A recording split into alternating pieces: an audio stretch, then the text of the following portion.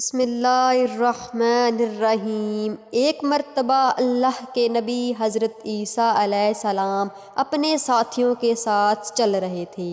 اتنے میں آپ کے حواریوں نے کہا، اے عیسیٰ ابن مریم، کیا آپ کا اللہ آسمان سے کھانا اتار سکتا ہے؟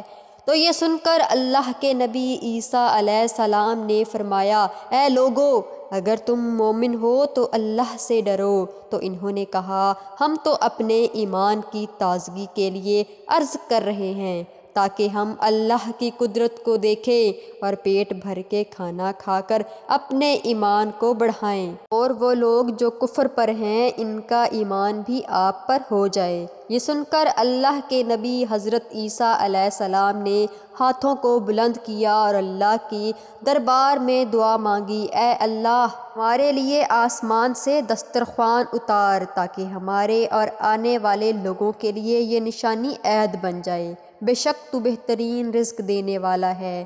بس اللہ نے جیسے ہی حضرت عیسیٰ علیہ السلام کی دعا سنی تو فرمانے لگے، اے عیسیٰ، تمہارے پروردگار نے تمہاری دعا قبول کر دی، لیکن اس دسترخوان کے اترنے کے بعد اگر ان لوگوں نے خیانت کی تو ان پر وہ عذاب نازل ہوگا، آنے والی نسلوں کے لیے مثال بن جائے گا۔ ابھی یہ الفاظ مکمل ہو ہی رہے تھے کہ اتنی دیر میں آسمان سے فرشتے دسترخوان اتار کر لے آئے، جس میں 7 مچھلیاں اور 7 روٹیاں تھیں۔ بعض روایتوں میں ہے کہ آسمان سے مچھلی اور گوشت اترا، اور کچھ روایات میں ایک بڑی مچھلی، خوب پکی ہوئی اور قسم قسم کی سبزیاں اور روٹیاں دسترخوان پر موجود تھیں، اور ایک روٹی پر روغن زیتون، ایک پر شہد اور ایک پر پنیر اور ایک پر گوشت کی بوٹیاں تھیں۔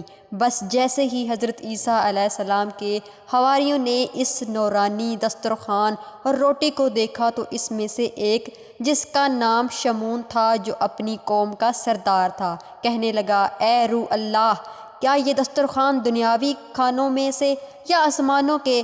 اللہ نے نبی عیسیٰ علیہ السلام نے فرمایا، یہ دسترخوان دنیا کے کھانوں میں سے ہے، نہ آسمانوں کے، بلکہ تمہارے پروردگار نے ابھی ابھی ایجاد کر کے تمہارے لیے بھیجا ہے۔ پھر آپ فرمانے لگے، خوب پیٹ بھر کے کھاؤ اور اس میں خیانت نہ کرنا اور نہ ہی کل کے لیے ذخیرہ کرنا، ورنہ اللہ کا عذاب تم پر آ پہنچے گا۔ لیکن افسوس، وہ لوگ اس کھانے میں خیانت بھی کرتے اور کل کے لیے چھپانا بھی شروع کر دیتے ہیں۔ بس جیسے ہی رات ہوئی، سب پیٹ بھر کر سوتے ہیں اور اللہ کا عذاب آ پہنچا۔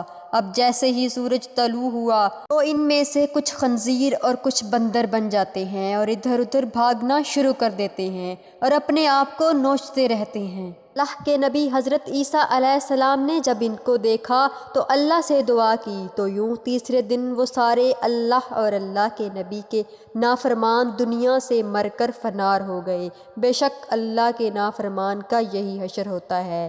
اللہ پاک نے اس واقعے کو اپنی کتاب قرآن پاک سورہ مائد میں محفوظ کر دیا۔ اس سورہ کو مائد یعنی دسترخوان کہتے ہیں۔ اے اللہ، ہم سب کو اپنا فرمانبردار بندوں میں شامل کر اور ہم سب کو ویسا بنا جیسا تو ہمیں دیکھنا چاہتا ہے۔ آمین ثم آمین۔